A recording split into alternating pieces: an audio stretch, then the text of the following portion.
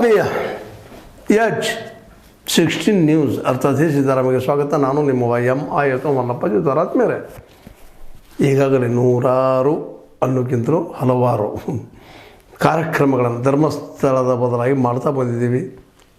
ಯಾಕಂದರೆ ಒಂದೇ ಉದ್ದೇಶ, ಅಲ್ಲಿ ನಡೆದಂಥ ದುರಂತಗಳಿಗೆ ಒಂದು ಪರಿಹಾರ, ನ್ಯಾಯ, ಅನ್ಯಾಯಕ್ಕೊಳಂಥ ಜನಕ್ಕೆ ನ್ಯಾಯ ಸಿಗುವಂಥದ್ದು ಆಗ್ತದನ ಅಂತೇಳಿ.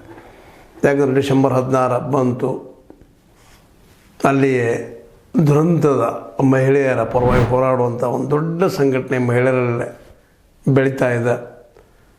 ಬೆಳ್ತಂಗಡಿಯಲ್ಲಿ ದೊಡ್ಡ ಒಂದು ಸಂಘಟನೆ ಮಾಡಿಕೊಂಡು ತಮ್ಮ ಘೋಷಣೆಯನ್ನು ಕೊಂದವರು ಯಾರು, ಇಲ್ಲಿ ಯಾರಂತ ಹೇಳಬೇಕು ಅಂತ ಇಷ್ಟರಲ್ಲೇ ಗೊತ್ತಾಗಬೇಕಾಗಿದ್ದು. ತಿಮ್ರೋಡಿ ಅವ್ರಂಗೆ ಹೇಳ್ಬೇಕಾ, ಮಟ್ಟೆನವ್ರಂಗೆ ಹೇಳ್ಬೇಕಾ, ಅಥವಾ ನಮ್ಮ ರವಿ ಪ್ರಸನ್ನ ಅವ್ರ ಪ್ರಕಾರ ಹೇಳ್ಬೇಕಾ, ಇವರೆಲ್ಲರೂ ವಿಠಲ್ ಗೌಡರ ಪ್ರಕಾರ ಹೇಳ್ಬೇಕಾ, ಯಾರ ಪ್ರಕಾರ ಹೇಳಬೇಕು? ಇವ್ರ ಪ್ರಕಾರ ಹೇಳಿದರೆ ಹೆಗ್ಗಡೆ ಅವರೇ ಅಪರಾಧಿಗಳು ಅಂತೇಳಿ ಇವರು ಆರೋಪ ಮಾಡ್ತಾ ಇರ್ತಾರೆ. ಇದರಿಂದ ಇದೊಂದು ಶಕ್ತಿ ಅದ ಇಲ್ಲ ಇಷ್ಟ ಗೊತ್ತಾಗ್ತಿತ್ತು ಅನ್ನೋಂಥದ್ದು. ಆದರೆ ಇವರ ಪ್ರಬಲ ವಿರೋಧಿಗಳು ಇನ್ನೊಂದು ಕಡೆ ಅವ್ರು ಯಾರು ಇರ್ಬೋದು, ಯಾರೂ ಇರಲಿ, ಅವರೆಲ್ಲ ಇಲ್ಲ, ಇದೊಂದು ಷಡ್ಯಂತ್ರ, ಇವರು ಸುಮ್ಮನೆ ಹೇಳ್ತಾ ಇದ್ದಾರೆ, ಸುಳ್ಳು ಹೇಳ್ತಾ ಇದ್ದಾರೆ, ಅವರಿಲ್ಲ, ಭಾಳ ಪ್ರಾಮಾಣಿಕರು, ದಾನಿಗಳು, ದಾನ ಮಾಡಿರೋದ್ರೆ ಒಂದು ಕೈ ಮುಂದು ಸಾಧ್ಯ ಇಲ್ಲದ ಮಾತು ಅಂತೇಳಿ ಅವರು ವಾದ ಮಾಡ್ತಾರೆ. ಸುಮ್ಮನೆ ಅವ್ರ ಹೆಸರು ಕೆಡಿಸ್ತಾ ಇದ್ದಾರೆ, ನಮ್ಮ ನಡೆದಾಡುವ ದೇವರು ಹೆಗ್ಗಡೆಯವ್ರನ್ನ ಅಂತೇಳಿ ಪ್ರತಿವಾದವನ್ನು ಮಾಡ್ತಾರೆ. ಹೀಗಾಗಿ ಇವು ಇಬ್ಬರ ಕಾರಣದಲ್ಲಿ ಸತ್ಯ ಒಂದು ಕಡೆ ಎಲ್ಲಿ ಉಳ್ದ. ಮತ್ತು ಜನಸಾಮಾನ್ಯರು ಇತ್ತೀಚೆಗೆ ಅನಿಸ್ಲಿಕ್ಕೆ ಹೌದಲ್ಲಪ್ಪ, ಇಲ್ಲೇನೂ ಹೋದಲ್ಲ, ಗದ್ದಲ ಆಗ್ಯದ, ಇಷ್ಟೊಂದು ಜನಗಳು ಬಿದ್ದರು, ಇಷ್ಟೊಂದು ಹೆಣ್ಮಕ್ಳ ಕೊಲೆಗಳಾದರು, ಅತ್ಯಾಚಾರ ಆದರು, ಏನೂ ಹೊರಗೆ ಬರ್ತಾಯಿಲ್ಲ. ಯಾರು ಒಂದು ಸಣ್ಣ ಸುಳ್ಳು ಸಹಿತ ಗೊತ್ತಾಗ್ತಾ ಇಲ್ಲ. ನಿರಂತರ 12-13 ವರ್ಷಗಳವರೆಗೆ ಹೋರಾಟ ಮಾಡಿದರು. ಸೌಜನ್ಯರ ಕೊಲೆ ಮಾಡಿದ್ದೆ ಯಾರು? ಸಂತೋಷ್ ರಾವ್ ಅಂಥೇಳಿ ಈಗ ಬಿಂಬಿಸಿದರು. ಅದು ಸುಳ್ಳು ಅನ್ನೋದು ಈಗಾಗಲೇ ಪ್ರೂವ್ ಆಗ್ಯದ. ಅದ್ರ ಬಗ್ಗೆ ಭಾಳ ಮಾತಾಡೋ ಅವಶ್ಯಕತೆ ಇಲ್ಲ, ಯಾಕಂತೇಳಿ ಹೇಳೋ ಅವಶ್ಯಕತೆಯೂ ಇಲ್ಲ. ಸಂತೋಷ್ ರಾವ್ನ ಬಿಡುಗಡೆ ಮಾಡಿದ CBI. ಯಾಕೆಂದರೆ ಅವನ ವೈಯಕ್ತಿಕ ಲೈಂಗಿಕ ದೌರ್ಬಲ್ಯನ ಅವ್ರು ದೊಡ್ಡ ಸಾಕ್ಷಿ ಅನ್ನೋದು ಅವ್ರು ಹೇಳ್ತಾರೆ. ಹೀಗಾಗಿ ಅವು ಸಾಧ್ಯ ಇಲ್ಲ, ಒಬ್ಬ ಹೆಣ್ಣು ಮಗಳು ಹೊತ್ಕೊಂಡು ಹೋದು ಮಾಡಿ ಅದೆಲ್ಲ ಮಾಡುವಂಥ ಅತ್ಯಾಚಾರ ಮಾಡೋದಕ್ಕೆ ಶಕ್ತಿನೂ ಇಲ್ಲ, ಸಾಧ್ಯನೂ ಇಲ್ಲ ಅನ್ನುವಂಥ ಮಾತನ್ನು. ಸ್ವತಂತ್ರವಾದ ಮೀಡಿಯಾಗೆ ಬೇಕಾಗಿರುವುದು ಸ್ವತಂತ್ರ ಧ್ವನಿ. ಆ ಸ್ವತಂತ್ರ ಧ್ವನಿ ಉಳಿಸಲು ನೀವು ಮಾಡಬೇಕಾದದ್ದು ಇಷ್ಟೇ. ಅದೇನಪ್ಪಾ ಅಂತಂತಂದ್ರೆ, ನಿಮ್ಮ ಕೈಲಾದಷ್ಟು ಸಹಾಯ ಈ ಚಾನಲ್ಗೆ ಮಾಡಿ ಹಾಗೂ ನಿಮ್ಮ ಧ್ವನಿಯನ್ನು ಕಾಪಾಡಿಕೊಳ್ಳಿ. CBI ವಾದ ಮಾಡ್ತದೆ. ಯಾಕಂದ್ರೆ ಆ ಪ್ರಮಾಣದಲ್ಲಿ ಆ ಹುಡುಗಿ ಮೇಲೆ ಅತ್ಯಾಚಾರ ಆಗ್ಯದ, ಏನೇನಾಗ್ಯದ, ಅದು ನೆನೆಸ್ಕೊಂಡು ಸಹಿತ ಭೀಕರ ಮಾತಾಡಲಿಕ್ಕಾಗಲ್ಲ. ಸೌಜನ್ಯ ಹೇಳೋದರಾಗಿ ಅದೇ ಕಾಲಕ್ಕೆ ಪದ್ಮಲತಾಳ ಬಗ್ಗೆ ಅದನ್ನು ಹೇಳಬೇಕಾಗಿದೆ. ವೇದವಲ್ಲಿ ಇನ್ನೂ ಕ್ರೂರವಾಗಿ ಹತ್ಯೆ ಆಗಿ ಹೋಗ್ಬಿಟ್ಟದ. ಪಾಪ ಆ ಹೆಣ್ಣು ಮಗುವನ್ನು ಒಯ್ದು ಪೆಟ್ರೋಲು ಡೀಸೆಲ್ ಇದು ಹೈಕ್ ಸುಟ್ಟು ಅದು ನೆನೆಸ್ಕೊಡಿಸೋದು ಭೀಕರ ಅನಿಸೋದು. ಪದ್ಮಲತಾಳದು ಅದೇ ಸೇಮ್.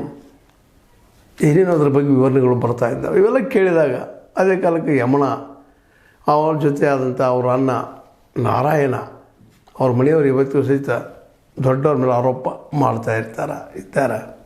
ಇದೆಲ್ಲ ಮಾಡಿದವರು ಅವರು ಅಂತಾರೆ. ಚೆನ್ನಯ್ಯ ಸ್ವತಃ ಬಂದು ಆರಂಭದಲ್ಲಿ ಹೇಳಿದರೂ ಕೂಡ ನಂತರದಲ್ಲಿ ಉಲ್ಟಾ ಹೊಡೆದ. ಯಾಕೆ ಹೊಡೆದ ಅನ್ನೋದು ಇವತ್ತು ಭಾಳ ಮುಖ್ಯ ಪ್ರಶ್ನೆ ಅದ. ಯಾರು ಹೊಡಿಸಿದ್ರು, ಯಾರ ಮೇಲೆ ಆರೋಪ ಮಾಡ್ಸೋಕೆ ಹಚ್ಚಿದ್ರು, ಈ ಕೇಸ್ ಯಾಕೆ ಮುಚ್ಚಾಕೆ ಹಚ್ಚಿದ್ರು ಅನ್ನೋದು ಸಹಿತ ಈಗಾಗಲೇ ಸಾಕಷ್ಟು ಚರ್ಚೆ ಮಾಡಿದ್ದದು.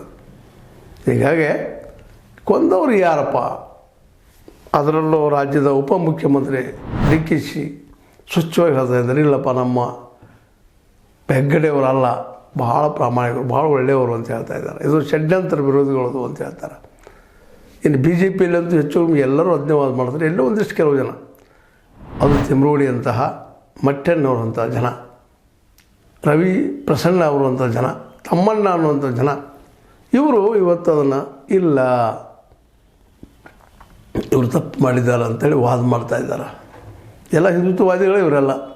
ನಾನು ಯಾಕೆ ಮಾತ್ರ ಒತ್ತು ಹೇಳ್ತಾ ಇರ್ತೀನಪ್ಪ ಅಂತಂದ್ರೆ, ಇದನ್ನು ಯಾವುದೋ ದಿಶಾಬಲ್ ಮಾಡಿಸೋಕೆ ಹೋಗಬಾರ್ದು, ಸತ್ಯ ಹೇಳೋದು ಬರಲಿ ಅನ್ನುವಂಥ ಮಾತು.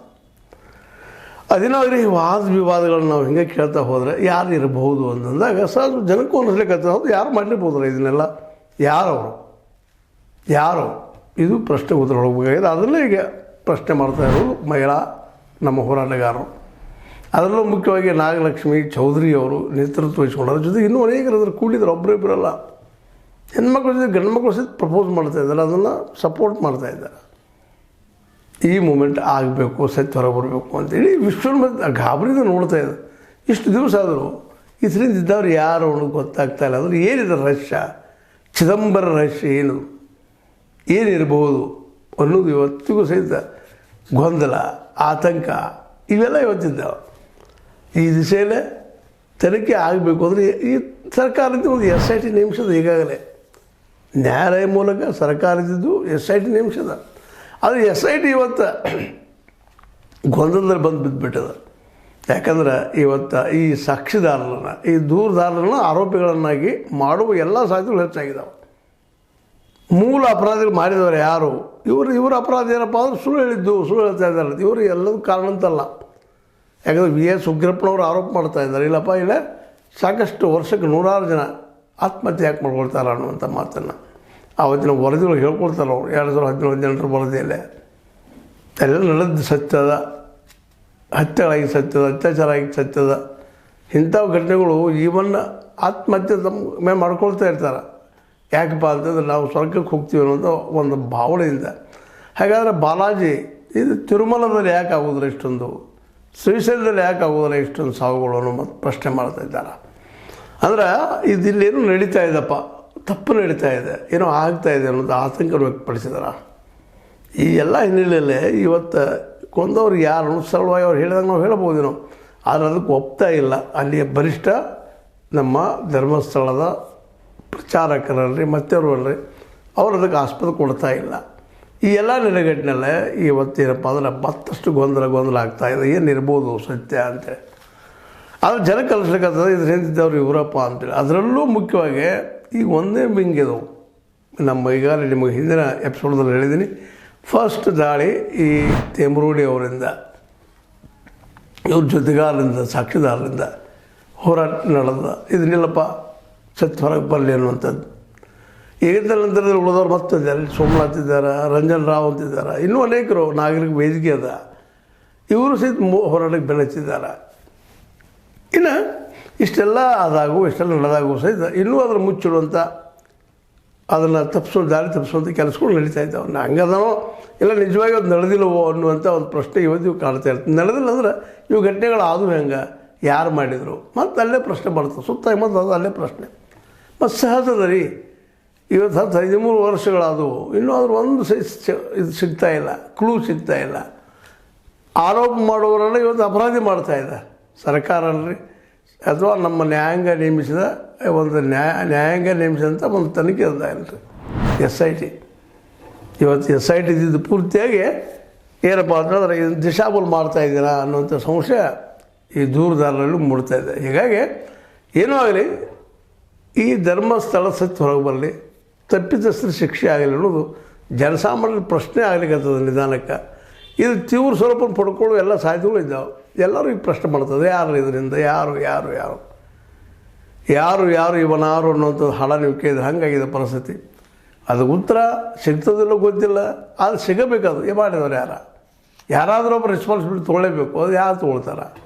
ಈಗಂತೂ ವೀರೇಂದ್ರ ಹೆಗ್ಗಡೆ ಅವ್ರ ಮೇಲೆ ಎಲ್ಲರೂ ಕನ್ನದ. ಆದರೆ ಅವರು ಆಲ್ರೆಡಿ ತಮ್ಮ ಹೆಗ್ಗಡೆ ಒಂದು ಕಿರೀಟವನ್ನು ಇನ್ನೊಬ್ಬರು ಕೊಡುವಂಥ ಪ್ರಯತ್ನ ನಡೆಸಿದ್ದಾರೆ. ಯಾಕಂದರೆ ನಮ್ಮನ್ನು ಬಿಡುವುದಿಲ್ಲ ಅನ್ನೋದು ಭಾವನೆ ಅವ್ರಿಗೂ ಬಂದದ ಮಾನಸಿಕವಾಗಿ. ಯಾಕಂದ್ರೆ ಆ ಬಳ್ಳಿಗಳೇನಿದಾವೆ, ಆರೋಪ ಬಳ್ಳಿಗಳು ಅವರನ್ನು ಸುತ್ತಕೊಳ್ಳಿಕ್ಕೆ ಶುರು ಮಾಡಿದಾವೆ, ಬಾಹುಬಲಿಯನ್ನು ಸುತ್ತಿದಂಗೆ. ಹೀಗಾಗಿ ವೀರೇಂದ್ರ ಹೆಗ್ಗಡೆ ಅವರು ಅವ್ರಿಗೂ ಗಾಬರಿ ಆಗ್ಯದ, ನಾವು ತಪ್ಪು ಮಾಡಿದೇನೋ ಅಂತ. ಅದಕ್ಕೆ ತಮ್ಮನ ಮಗಳನ್ನೋ ಅಥವಾ ತಂಗಿ ಮಗಳನ್ನೋ ಅಕ್ಕನ ಮಗಳನ್ನೋ ತಂದು ಅವ್ರ ಪಿಟ್ಟಿಗೆ ಕೂಡಿಸುವಂಥ ಕೆಲಸವನ್ನು ಮಾಡೋರಿದ್ದಾರೆ ಅಂತ ಸುದ್ದಿಗಳು ಇದ್ದಾವೆ. ಏನಾದರೂ ಆಗಲಿ ಸತ್ಯ ಹೊರಗೆ ಬರಲಿ ಅನ್ನೋದು ನಮ್ಮಂಥವ್ರಿಗೆ ಮಾತು. ಯಾಕಂದ್ರೆ ಸತ್ಯ ಹೋಗಬಾರ್ದು. ಇದರಿಂದ ಇದ್ದವ್ರು ಯಾರು, ಏನು ನಡೀತಾ ಇದೆ ಅಲ್ಲೇ, ಇಲ್ಲೆಲ್ಲ ಜನ ನಾವು ಮಾತಾಡ್ತಾ ಇದ್ದೀವಿ, ಇದಕ್ಕೇನು ಉತ್ತರ ಇರಲಿಲ್ಲ ಅನ್ನುವಂಥದ್ದು. ಆ ದಿಶೆಯಲ್ಲಿ ಏನು ಚಿಂತನೆ ಮಾಡ್ತಾರೆ ನೋಡೋಣ ಅಂತ ಹೇಳ್ತಾ, ಏನೋ ಆಗಲಿ ಕೊಂದವ್ರು ಯಾರು ಪತ್ತೆ ಆಗಲಿ ಅಂತ ಮತ್ತು ಕೊನೆಗೆ ಹೇಳ್ತಾ, ಇದು ನಿಮಗೆ ಲೈಕ್ ಆಗಿರ್ಬೋದು, ಲೈಕ್ ಮಾಡಿ ಶೇರ್ ಮಾಡಿರಿ, ಕಮೆಂಟ್ ಮಾಡಿ, ಜೊತೆ ಸಬ್ಸ್ಕ್ರೈಬ್ ನಿಲ್ಲಿಸಬೇಡ್ರಿ. H16 ನ್ಯೂಸ್ ಅರ್ಥ ಸತ್ಯದ ಕೈಗಳಲ್ಲಿ ವಂದನೆಗಳು.